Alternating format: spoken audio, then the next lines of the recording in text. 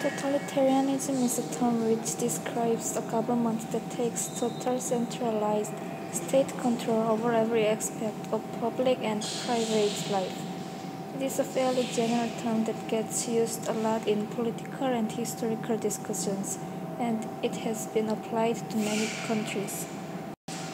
Stalin was a dictator in Russia from early 1900s to 1953. His nickname was Man of Steel. The goal of Stalin was to perfect a communist state in Russia through totalitarian rule. Totalitarianism set goals of the state: religion, freedom, human dignity, and the worth of the individual. Totalitarianism glorified aims of the state. Leaders appeared to provide a sense of security and to give a direction for the future of the citizens' lives. Totalitarianism also justified government actions. The leader utilized secret police to crush opposition, and it created a sense of fear among the citizens. Under Stalin's rule of the state, individuals were controlled strictly in several ways. There were the secret policies who were served to enforce the central government's policies. They spied and intimidated on the citizens. Sometimes they even used brutal force and murder to achieve their goals. Education is also controlled by the government. The purpose of controlling the education is to glorify the leader and his politics, and to convince our citizens that their loyalty and support are required. Students learned the virtues of the Communist Party in the school. If students or professors questioned about Communist Party, they were immediately imprisoned. The state taught importance of sacrifice and hard work to build a communist state. Leaders created enemies of the state to blame for things that go wrong. The target to blame was usually members of religious or ethnic groups because they were easily identified and subjected to campaigns of terror and violence. They may live in certain area or are subjected to laws that apply to only them. State used propaganda for attacking religions. For instance, Russian Orthodox Church was attacked by the government's propaganda. Modern technology helped a totalitarian government spread its aims and support its politics. With the modern technologies like radio and the printing press, state could make propagandas that are used to spread its ideology, and most modern nations would naturally become totalitarian. State control of society is another trait of totalitarianism.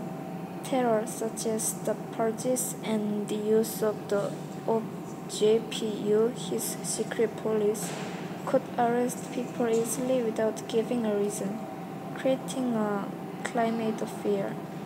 Also, post-art and socialist released art, such as novels and paintings, glorified Stalin and created the cult of Stalin, where Stalin was almost worshipped and seen as godlike. In addition, Stalin censored press items and books to make sure no one presented him in a negative way, and if they did, he would have them executed.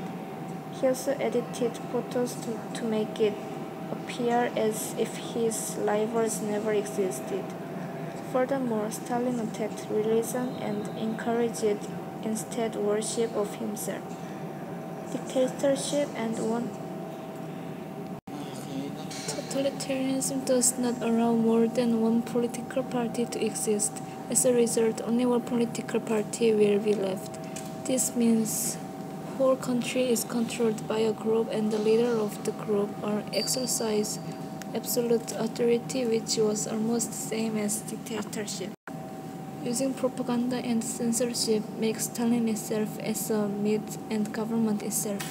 This makes people to believe Stalin to works what he ordered. This also makes people to unite under the name of government or Stalin itself. Totalitarianism is a political system where the state holds total authority over the society and seeks to control all aspects of public and private life whenever necessary. According to the Stalinist system, Communist Party controlled decisions having to do with political appointments, economic policy, cultural activities, and foreign relationships. As a personal dictatorship in which loyalty to the single leader, Stalin had to be unquestioned, and the image of the omnipotent leader filled public discourse. Totalitarianism of such a scale is only possible and effective under the control of ruthless ruler who has all political power under their exclusive control, and if no political opposition is allowed. For Stalin, this didn't just mean that only the Communist Party was allowed in USSR. Even senior Communist Party officials that opposed or were seen as any threat to Stalin's rule, real or imagined, were eliminated.